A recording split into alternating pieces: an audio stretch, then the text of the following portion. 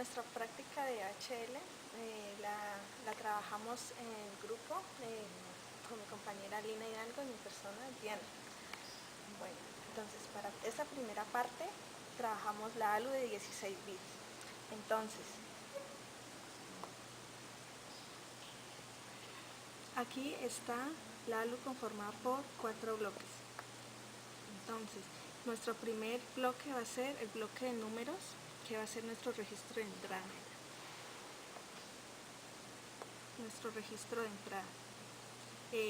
Seguidamente está el segundo bloque, que es la máquina de estados, el tercer bloque, que es de la ALU de rotación, desplazamiento y transferencia. Adicionalmente, como la salida, están los decodificadores para que muestren nuestra salida en el display en hexadecimal. Y para esto utilizamos un divisor de frecuencia. Entonces, para este divisor de frecuencia utilizamos una frecuencia de 1 Hz para nuestra entrada a la máquina de estados. Y adicionalmente trabajamos con un antirrebotes que trabaja con una frecuencia de 100 Hz. Entonces, bueno, en esta parte del código estamos verificando el bloque del registro de entrada, que está compuesto por el tipo de variable que va a ser n natural de tamaño 16. Ahora nuestras entradas va a ser el reset y el reloj CLK. Otra entrada que va a ser det, un vector de tamaño de 8 bits. Y como salidas tenemos num1 y num2, que corresponden a los datos A y B. Cada uno va a tener un vector de tamaño n-1, que corresponden a 16 bits. Ahora continuamos con nuestra arquitectura. Entonces, en nuestra arquitectura vamos a tener 5 señales. La señal cuenta me va a indicar el número de pulsaciones que yo haga cuando voy ingresando los datos, que se inicializa en 0. Bueno, en esta parte de la arquitectura está compuesta por 5 señales. La señal cuenta, que me va a indicar el número de pulsaciones para yo ingresar los números, entonces se me va a inicializar en 0. Y las 4 señales temporales es donde voy a almacenar los cada 8 bits que yo vaya ingresando. Entonces mi proceso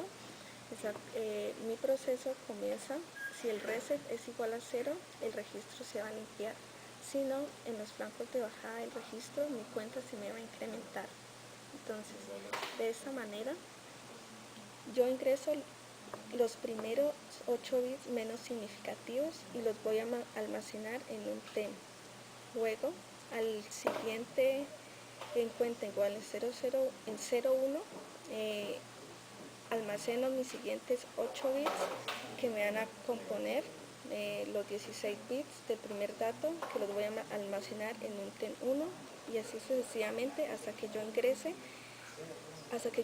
todos los bits que me van a componer mis datos A y B. Ahora, ¿qué voy a hacer? Ahora yo tengo que concatenar mis 8 bits menos significativos con los siguientes que ingresé, que eran los más significativos, para lograr así mi primer dato, que es B, que lo voy a asignar a num1 y lo mismo con num2. Y esa es la primera parte, el bloque 1. En la segunda parte tenemos una máquina de estados que la llamamos FSM. Podemos observar que tiene 3 entradas de un solo bit, el reloj, el reset y una habilitadora. Y como salidas tenemos un opcode de 5 bits. Entonces empezamos a elaborar la máquina de estados. Podemos encontrar en total 25 estados, que cada uno va a hacer la posible combinación para rotar, transferir y desplazar los resultados que se obtienen de la ALU. Y tenemos 2 señales que van a representar el estado actual y el estado siguiente de tipo estado. Entonces, empecemos. La primera parte está compuesta por un proceso donde vamos a tener el CLK y el reset para este proceso. Si el reset está en 0, entonces la máquina se me va a resetear. Si no, Entonces él me va a contar que con cada pulso alto del reloj, el estado actual va a pasar a ser el siguiente estado. Luego, vamos a empezar a registrar los 25 estados mediante la instrucción case. El primer caso es el caso de transferencia de los datos de la ALU. Entonces podemos observar que en ese 0 el opcode va a tener de salida 00000 si la señal, y si la señal habilitadora está 0, entonces el siguiente estado va a ser S0. De lo contrario va a ser S1. ¿Por qué utilizamos una señal habilitadora? Porque en caso de que queramos pausar la visualización de los datos, entonces esta señal nos va a ayudar a hacer ese proceso de pausa. Sigamos, en el estado S1, entonces la salida me va a valer 00100. ¿Por qué nos va a valer esto? Porque los 3 primeros bits de este registro, de este número, nos van a mostrar las posibles combinaciones de la ALU, mientras que los otros 2 restantes me van a manejar todo lo que es la rotación, el desplazamiento y la transferencia. Nuevamente pues encontramos lo de la habilitación, entonces se vuelve a hacer la condición si la habilitadora está en 0 y si la habilitadora está en 1. Para el siguiente estado, la ALU ya cambia, entonces podemos observar que ahora es 01000. Esto corresponde a OR B y en transferencia, 00. Ahora vamos a mostrar en rotación. Para el caso de la rotación, cambia nuestro indicador. Entonces en este caso, que sería transferencia de A, sería 000 y 01, que me indica la rotación a la derecha de este resultado. En el siguiente caso, que sería el siguiente estado S9, tendríamos 001, que indica transferencia de B, y 01, que estamos rotando la transferencia de B. Ahora observemos para los casos de desplazamiento a la izquierda. En el caso de desplazamiento a la izquierda, se tiene el indicador 10. Nuevamente tenemos para el desplazamiento para el primer caso, que sería transferencia de A, entonces lo estamos desplazando 10. Y lo mismo para el caso de la transferencia de B, 10. En este caso los dos resultados se han desplazado hacia la izquierda. Y finalmente tenemos el caso de transferencia de 0, es decir, que cuando llegue al último estado con el indicador 11, si la habilitadora ha sido pulsada, entonces nos va a mostrar el resultado de que todos los números van a tener como resultado 0. O sea, no importa cuál sea la operación de la ALU, que todas van a tener valor 0. Bueno, finalmente se tiene el bloque de la ALU total rotada, desplazada y con transferencia. Para esto se implementó una ALU una ALU que tenía una entrada A, una entrada B y una línea de selección de 3 bits. Y un bloque que le llamamos de rotación, transferencia y desplazamiento. Este bloque va a tener como entrada la salida de la ALU y una línea de selección de 2 bits. Entonces, ¿qué se hizo? Se hizo un mapeo de ambos bloques. ¿De qué manera? Entonces hicimos un bloque nuevo que va a tener una entrada A y B de 16 bits y una línea de selección de 5 bits. Esta línea de selección va a ser la que va a manejar la máquina de estados. Y luego pues vamos a tener una salida de 18 bits. Entonces la arquitectura está compuesta por los componentes de la ALU final, que fue como llamamos al bloque de las operaciones de la ALU, y un componente de rotación y desplazamiento, como llamamos al bloque de desplazamiento, rotación y transferencia de datos. ¿Qué hicimos? Hicimos un mapeo mediante la instrucción por map. Entonces, primero vamos a tratar lo del bloque de la ALU. Entonces, mapeamos ALU por map. Asignamos la entrada A, B y la selección de 4 hasta 2 para cumplir el requerimiento de los 3 bits. y nuestra salida ALU. Luego, en el bloque de rotación, desplazamiento y transferencia vamos a tener una entrada ALU, es decir, la salida de nuestro bloque anterior, y una línea de selección de 1 hasta 0, es decir, para cumplir el requerimiento de 2 bits de selección, y una salida de 18 bits. ¿Qué se hace internamente? Internamente, a la hora de rotar, desplazar y transferir, el sistema va a concatenar el bit que representa el acarreo o el signo de la operación con un 0, y esto concatenado al resultado total. ¿Por qué le concatenamos un 0? Porque nos pareció que era mucho más fácil la visualización de los datos de esta manera. En esta parte de los bloques tenemos los decodificadores, que está compuesto por 6 decodificadores, desde el menos significativo hasta el más significativo.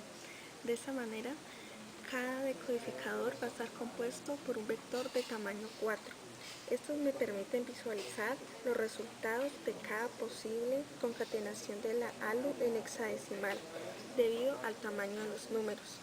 Se utilizaron dos tipos de decodificadores, uno para las operaciones y otra para el signo de las mismas, como lo podemos ver en esta parte. Entonces, estos últimos decodificadores me muestran el acarreo,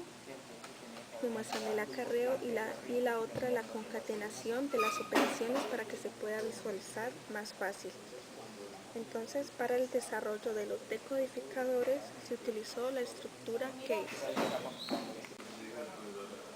Bueno, este es el diagrama de bloques para nuestro código Morse, en el cual utilizamos dos bloques, el bloque 1 para la detección de la letra y el bloque 2 para nuestra máquina de estados. También podemos observar que tenemos nuestros divisores de frecuencia. Estos divisores se hicieron para poder obtener 2 Hz, que es la oscilación con la que necesitamos que llegue el reloj de nuestra máquina de estados. Entonces, el primer bloque es el bloque 1. Vamos a tener una entrada de 8 bits que van a representar los 8 bits switch. Vamos a tener dos salidas, tamaño y código. Tamaño va a ser de tamaño 3 bits y el código va a ser de tamaño de 4 bits. Entonces empezamos con nuestra arquitectura. Entonces en nuestro proceso vamos a tener en cuenta la entrada del sistema. Entonces lo hicimos con base en la estructura case. En el caso de los puntos los vamos a representar con un 0 y las rayas con un 1. Entonces, para el primer caso, que sería la letra A, entonces es cuando se ha puesto en 1 el primer dip switch. En este caso tenemos un tamaño de 2 y el código va a ser 0100. Entonces, como ya se ha mencionado, el punto va a ser 0 y la raya va a ser 1. Entonces, en este caso tendríamos solamente dos símbolos, que sería 01. Pero como el máximo número de símbolos es 4, entonces rellenamos los espacios restantes con 0. Luego, cuando tenemos la letra B, entonces sería el caso 0100000. Entonces vamos a tener un tamaño de 4 y un código 1000, es decir, raya punto punto punto. Así sucesivamente con el resto de las letras, desde la A hasta la H. Luego, cuando tengamos otras combinaciones diferentes a esas, por ejemplo, 2 bit switch en 1 o diferentes combinaciones del bit switch, vamos a tener el tamaño 0 y el código 0, es decir que no nos va a enviar nada a la máquina de estados. Bueno, nuestro segundo bloque es el bloque 2 o la máquina de estados.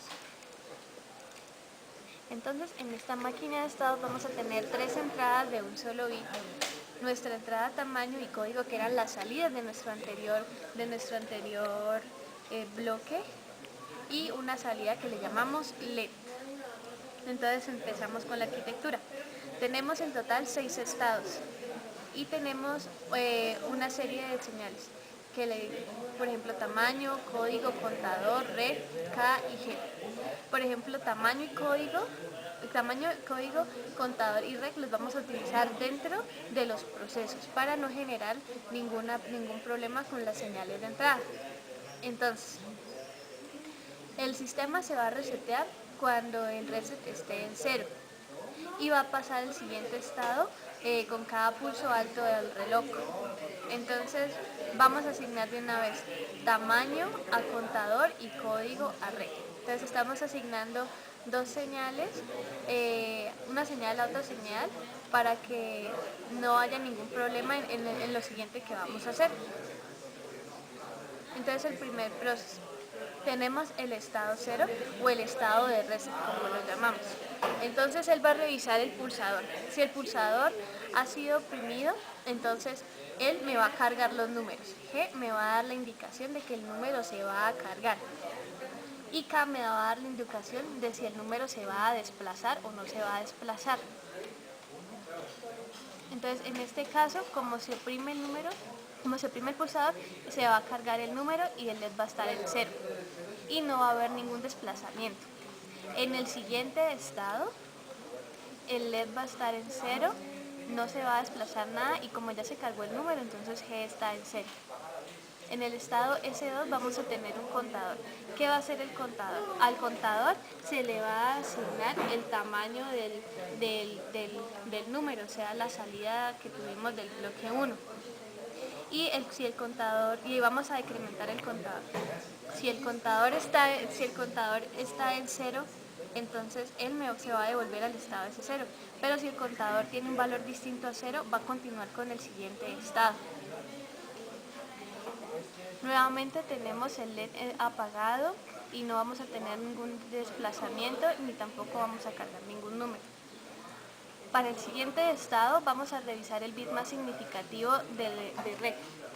Nosotros a REC le asignamos, le cargamos los valores del vector código. Entonces, si el bit más significativo es un 0, quiere decir que obtuvimos un punto. Entonces él va a devolver al estado S2 y podemos observar que en este momento se tiene que desplazar el vector REC y se enciende el LED, indicando que ya tenemos 0,5 segundos, que es lo que nos va a dar el reloj. En el caso de que REC sea 1, entonces él se va a ir hacia el estado S4 y nos va a detectar una raya.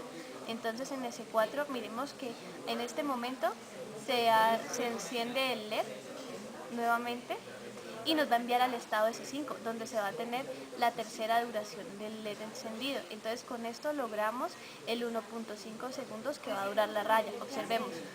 0,5 segundos más 0,5 segundos más 0,5 segundos.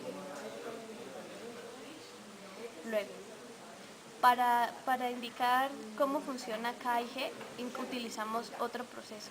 Entonces, en este otro proceso podemos observar que contador tiene tamaño, REC tiene a código asignado. Entonces, si K está en 1, es decir, si se va a desplazar el registro, entonces el registro que ya tiene cargado todos los valores de código se va a empezar a desplazar. Entonces vamos a quitar el bit más significativo, vamos a empezar a desplazar el vector y vamos a reemplazar el último bit por un 0.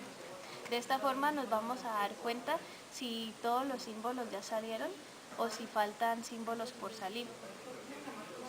Y finalmente volvemos a asignar contador a TAM y REC a COD, las asignaciones que ya habíamos hecho previamente al principio del programa.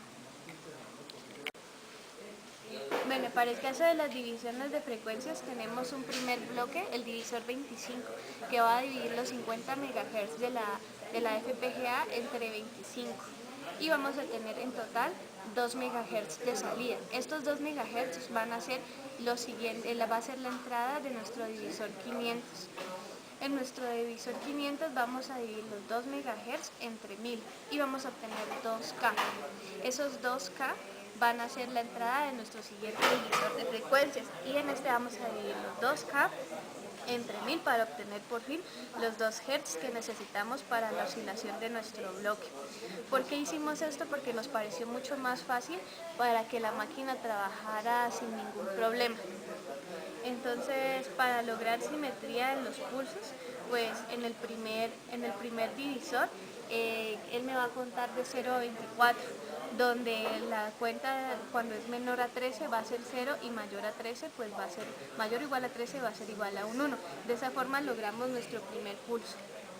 Para el divisor, para el siguiente divisor, hacemos una cuenta de 0 a 999, donde la cuenta que va a ser menor a 500 va a ser el 0 y mayor o igual a 500 va a ser un 1. Y así con nuestro siguiente bloque. 3. Para visualizar el código Morse en la FPGA procedemos de la siguiente manera. Para la letra A, que corresponde a 1, en el dip switch, que corresponde a 1, 0, 0, 0, 0, 0, oprimimos el pulsador D2 para ingresar nuestro símbolo, que corresponde un punto, corresponde a 0.5 segundos y la raya que corresponde a 1.5 segundos, de la siguiente manera. Entonces aquí estamos viendo el punto y la raya, y para resetearlo utilizamos el pulsador C2 de esta manera. Entonces otro ejemplo puede ser la letra B. La letra B corresponde a 0, 1, 0, 0, 0, 0, 0, que en código Morse es una raya y 3 puntos. Entonces que vamos a verlo de la siguiente manera. La raya me va a durar 1.5 segundos y los 3 puntos me van a durar 0.5 segundos, de esta manera. Y lo reseteamos nuevamente con C2. Claro. Entonces, pues no es necesario resetearlo.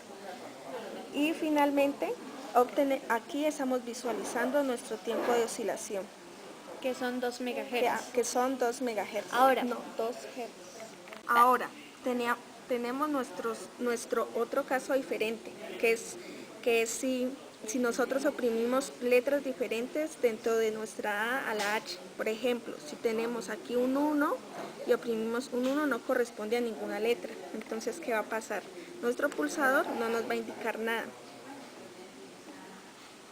Y este pues es nuestro resultado que se realizó en nuestra máquina de estados. A continuación vamos a mostrar el funcionamiento de la ALU. Primero necesitamos ingresar los números. Entonces ingresaremos el número 91AA, desde sus cifras menos significativas a las más significativas.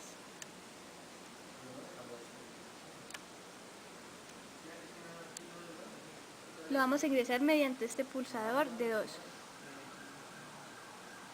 Ahora ingresaremos las cifras más significativas.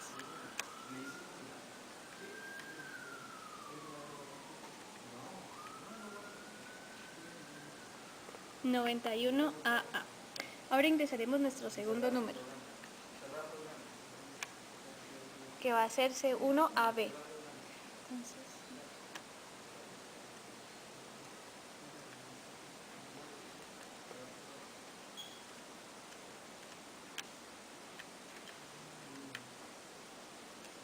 Con el siguiente pulsador vamos a observar las operaciones realizadas por la ALU y los LEDs nos van a indicar la combinación de la máquina de estados. En este caso sería transferencia de B. Este es A OR B, A AND B,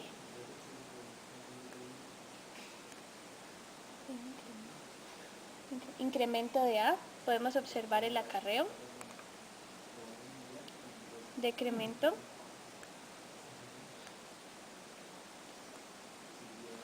y observemos acá los LEDs. Ahí tenemos la combinación de 1, 1.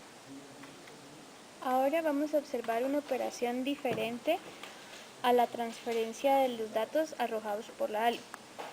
En este caso tenemos la rotación de A.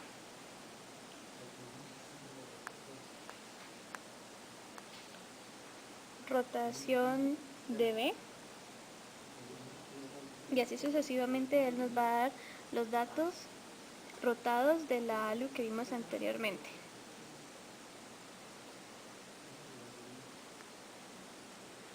Ahora vamos a ver el desplazamiento